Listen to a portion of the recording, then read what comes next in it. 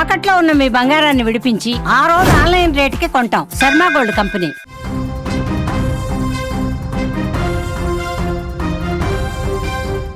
నాన్వేష్ Instagram account close అయినట్లుగా కూడా తెలుస్తుంది. 1.3 మిలియన్ ఫాలోవర్స్ ఉన్న అకౌంట్ అయితే ఇప్పుడు మొత్తానికి ఆపేసినట్టుగా తెలుస్తుంది. అకౌంట్ ను నిర్వాహకులు పూర్తిగా ఆపేశారు. ప్రస్తుతం కరాటే కళ్యాణి ఫిర్యాదు మేరకే ఈ చర్యలు తీసుకున్నట్లుగా కూడా మనకి ప్రస్తుతం తెలుస్తుంది. ప్రముఖ తెలుగు ట్రావెల్ బ్లాగర్ నా అన్వేష్ కు కోలుకోలేని దెబ్బ తగిలిందని కూడా మనం చెప్పుకోవచ్చు. గత కొన్ని రోజులుగా సోషల్ మీడియాలో వివాదాస్పద వ్యాఖ్యలతో వార్తలు నిలిచిన అన్వేష్ కు సంబంధించిన ఇన్స్టాగ్రామ్ ఖాతా నిర్వాహకులు అయితే పూర్తిగా నిలిపివేశారు.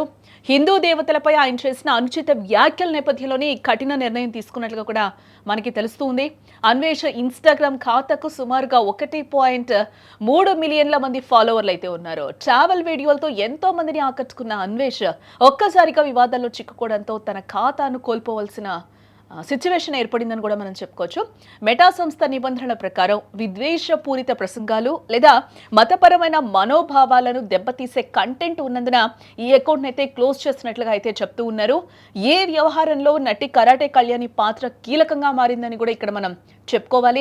అన్వేష్ హిందూ దేవతలను కించపరిచేలా మాట్లాడారంటూ కూడా ఆమె పంజగుట్ట పోలీస్ స్టేషన్లో ఫిర్యాదు చేయడం జరిగింది. ఏ ఫిర్యాదును సీరియస్ గా తీసుకున్న పోలీసులు తక్షణమే దర్యాప్తును ప్రారంభించారు. అన్వేష్ ఐపీ అడ్రస్ ఇతర లాగిన్ వివరాలను కూడా అందించారని ఇన్స్టాగ్రామ్ యాజమాన్యానికి పోలీసులు అయితే ఒక లేఖ రాయడం కూడా జరిగింది గతంలో.